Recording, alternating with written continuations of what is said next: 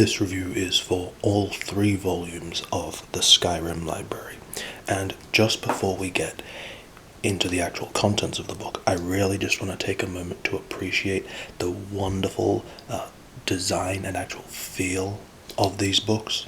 So the books are written as if they were a real book you would find in the world, and the actual design of these books really helps sell that idea. Even just from this cover, which you can see, if you're familiar with the game, is very reminiscent of the Book of the Dragonborn. And I think this minimalist design is a really brave and wonderful design decision to go for, because I can imagine some marketing person saying, oh, you need to have some sort of like graphic of a dragon fighting some Nord warrior, otherwise it's not going to attract people's attention on the shelf, because if you don't really recognize this symbol and the writing's very small, it's not immediately apparent what this book is. I mean, it could even just look like a journal or something. And I always just appreciate any sort of attention to detail and intelligent design, commitment to excellence. And even on the back, see how, because like old tomes didn't have blurbs on the back, and all this work here is sort of embossed, and just the feel of this cover, I really wish I knew. I've been searching, trying to find out what the name of this sort of material is, because I felt it on a few books. It's meant to sort of emulate a sort of leather feel, but it's not even like fake leather. It's just this really soft matte material that's really nice. And even also the pages on the inside are a really great papery matte sort of feel, because gloss paper just wouldn't have worked for a book like this. I doubt they have gloss paper in Tamriel. And even here, the binding is sort of done to in a style of rounding and backing, which is an older style of book binding. You can tell because it's sort of got the like concave pages there. But what's really great about that is not only because it's sort of appropriate because it's an older style of book binding, but also it's one of my favorites because it means that the book can lay completely flat on any page throughout the book without putting too much stress on the binding, which is, if you've tried to do that with any sort of more modern bound books, it just doesn't work, because, like the very first pages, if you try and open them flat, they already start tearing away from the binding. So that's really great. But when I showed you the back before, I deliberately covered something up. Let's take a look. That is not a sticker. That cannot come off. The barcode is printed onto the book, there for eternity. I'm speechless how they could do something that just go to all this effort to create an authentic experience and then do something like that. Obviously, it's no big deal at all, and it's not going to impact your enjoyment of the book, but I was gobsmacked when I saw that. I mean, it could have just been a sticker. As you've seen, they've even had this cardboard thing, which also already has the barcode on it, which is, I don't know how they could let this happen.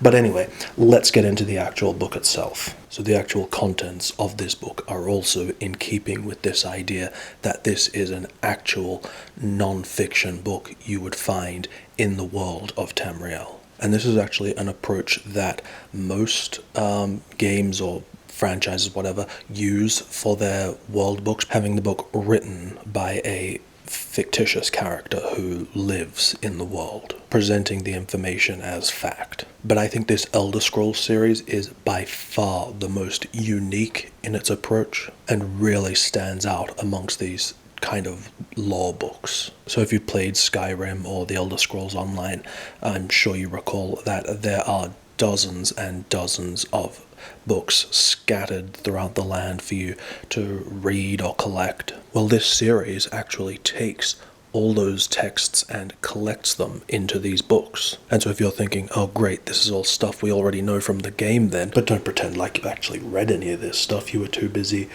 killing everyone and stealing everything. But so the reason that makes these books really unique, a lot of these other sort of lore books, like say the Dragon Age ones, Game of Thrones, World of Warcraft, can sometimes really feel like actual textbooks, and you can get really bogged down, and they can sometimes be very boring and meandering and a real challenge to stay engaged. But in these Elder Scrolls books, so if you've actually looked through any of the books in the game, you'll know that there are only like a couple of very short pages, and so each of those in-game books gets translated to a chapter of this book, and so each chapter in these books is really probably on average only about 2 pages long.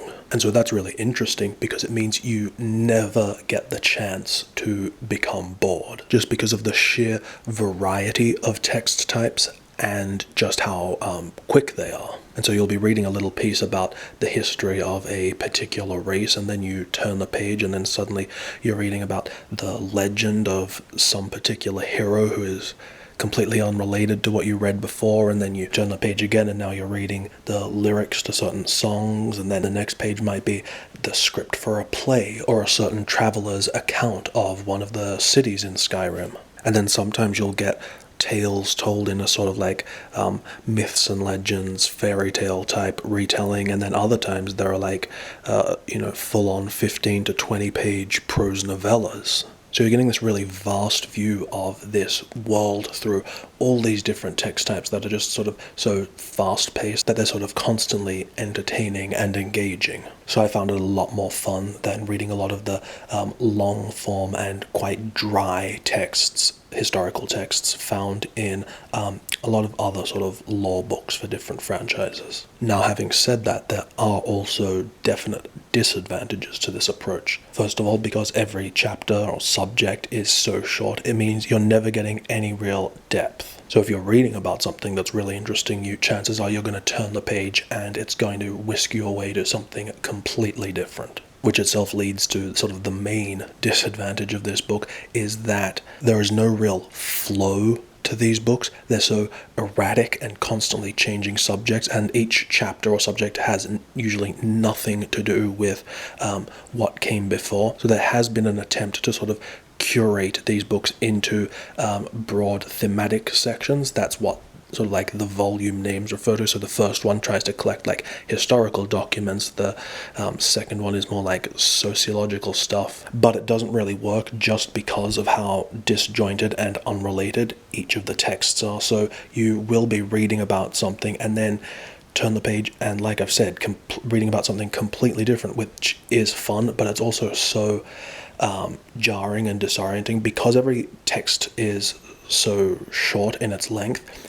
There's really no context for anything. Every time you turn the page, you're completely launched into a different part of the world, a different time in history with different characters, and you really have to hit the ground running because there's not a lot of like build up or explanation, which is not the fault of the publisher or the editors or anything. That's just like the nature of how these books appeared in the game. So I guess it's kind of one of those, its greatest strength is also its greatest weakness kind of deals. And so with this in mind, it's actually my strong recommendation that you skip the first volume, the histories, and start with the second volume, Man, Myr, and Beast. Now, if someone told me to do that, I'd be like, I'm way too obsessive compulsive to read these books out of order, but I promise you, there is absolutely nothing in this second volume or the third volume that builds on anything from the first volume. Every book, every chapter, in fact, is completely self-contained, so you don't need to worry about having any missing pieces. But the reason that I strongly recommend you start with the second volume first is because the first volume, the histories, is by far the most challenging read, especially like the first 40 pages. I'm someone who considers myself pretty well versed in Elder Scrolls lore, but there were just so many times that I just stopped mid-paragraph and was like, I'm just reading words. I have no idea what's going on right now. And that volume definitely does pick up steam and become much better, but yeah, that first 40 pages really had me worried that I had wasted my money on something that I was going to find it really hard to enjoy. So I would say read the second volume first, and then once you have a better understanding of the flavor of the way these books are organized, you'll probably be better prepared to tackle the first volume. Also, given this nature of the contents, you shouldn't really be expecting to read this book to become a master of Elder Scrolls knowledge the way you might with lore books for other franchises, whose focus seems to be more on, first and foremost, informing you about the dry, factual information about the world, the characters, the location, things like that. Whereas with these books, the focus is much more on being just fun and entertaining, and then still sprinkling a good amount of knowledge and information throughout, which is actually a way I much prefer when reading these type of books. So now let's talk about the art, because the books are very visual. I would say there's probably on average a piece of art once every 2 pages, which is really cool because the books in the game are not illustrated, and so I thought maybe these books were going to be kind of like the World of Warcraft Chronicles, which I think only had I was really disappointed that they only had 8 pieces of art throughout the whole book. So with these books, they're fully illustrated with concept art from the games, which is just so cool because I love it when they will, take this concept art that is typically either meant to only be seen by the people developing the game or in an art book, and then use it for a new, interesting application. Now, the art that's presented on every page very rarely has anything to do with what you're reading, but I don't think it really matters because it just looks great, and it's just such a great way to reuse this art in a new way for a wider audience, particularly because the art book for Skyrim did not get a wide release. It was just included as part of the collector's edition.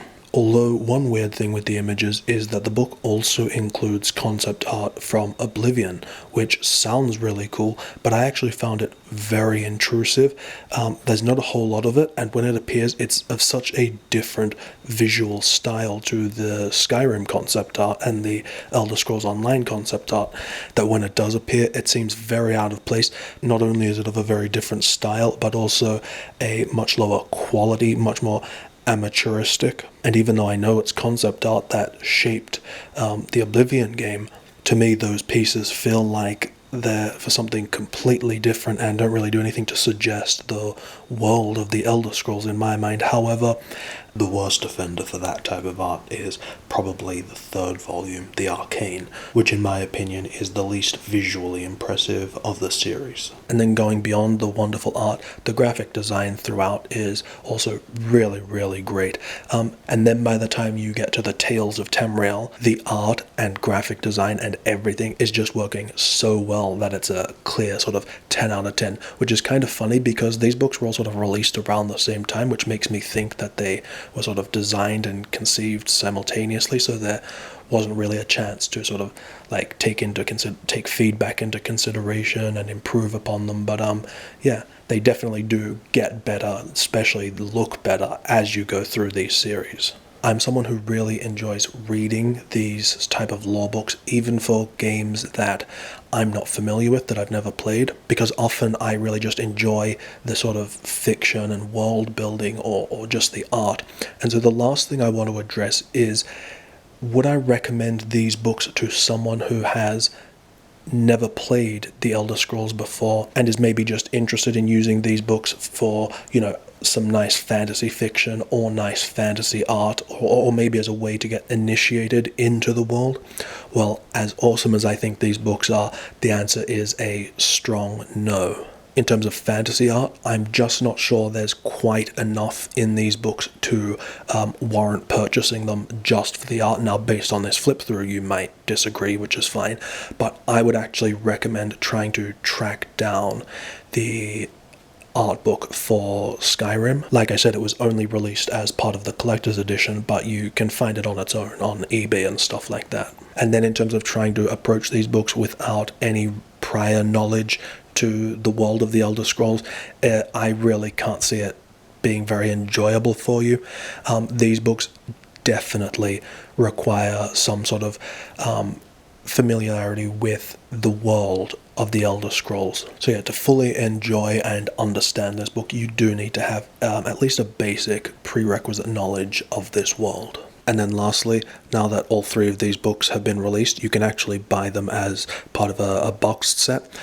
All the content is exactly the same. The books are exactly the same. They're just housed in a sort of clamshell box. So if you've already got any of these books, you don't need to worry about that. But if you are thinking about picking up all three, then that boxed set might offer just a, nice little visual extra